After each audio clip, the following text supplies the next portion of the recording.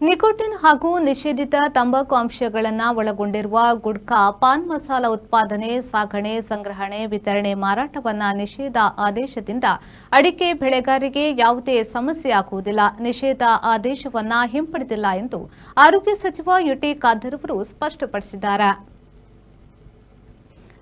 ವಿಧಾನಸೌಧದಲ್ಲಿ ಮಾಧ್ಯಮ ಪ್ರತಿನಿಧಿಗಳೊಂದಿಗೆ ಮಾತನಾಡಿದ ಅವರು, ರಾಜ್ಯದಲ್ಲಿ ನಿಕೋಟಿನ್ ಹೊಂದಿರುವ ಗುಟ್ಕಾ ಮತ್ತು ಪಾನ್ ಮಸಾಲ ಉತ್ಪನ್ನಗಳ ಮೇಲೆ 1 ವರ್ಷದ ಕಟ್ಟುನಿಟ್ಟಿನ ನಿಷೇಧವನ್ನು ವಿಧಿಸಿ ಆದೇಶವನ್ನು ಹೊರಡಿಸಿದೆ.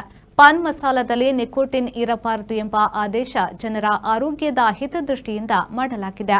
ಇದರಿಂದ ಅಡಿಕೆಗೆ ತೊಂದರೆಯಿಲ್ಲ. ಆರೋಗ್ಯ ಇಲಾಖೆ, ಸರ್ಕಾರ ಅಡಿಕೆ ಬೆಳೆಗಾರರಿಗೆ ಪ್ರೋತ್ಸಾಹ ನೀಡುತ್ತದೆ ಎಂದು ಹೇಳಿದರು.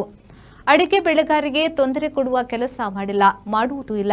ಸರ್ಕಾರದ ಈ ತೀರ್ಮಾನದಿಂದ ಅಡಿಕೆ ಬೆಳೆಗಾರರು ಹಾಗೂ ವ್ಯಾಪಾರಿಗಳಿಗೆ ಅನುಕೂಲ ಆಗಲಿದೆ. ಗುಟ್ಕಾ ಉತ್ಪನ್ನಕ್ಕೆ ನಮ್ಮ ದೇಶದ ಅಡಿಕೆಯನ್ನ ಬಳಕೆ ಮಾಡುವುದಿಲ್ಲ. ಬದಲಿಗೆ ನೇಪಾಳ, ಬಾಂಗ್ಲಾದಿಂದ ಆಮದು ಮಾಡಿ ಬಳಕೆ ಮಾಡುತ್ತಾರೆ. ಗುಟ್ಕಾ, ನಿಕೋಟಿನ್ ನಿಷೇಧದಿಂದ ಅಡಿಕೆ ಬೆಲೆ ಹೆಚ್ಚಾಗುವ ಸಾಧ್ಯತೆಯೂ ಇದೆ ಎಂದು ಖಾದರ್ ಅವರು ಹೇಳಿದರು.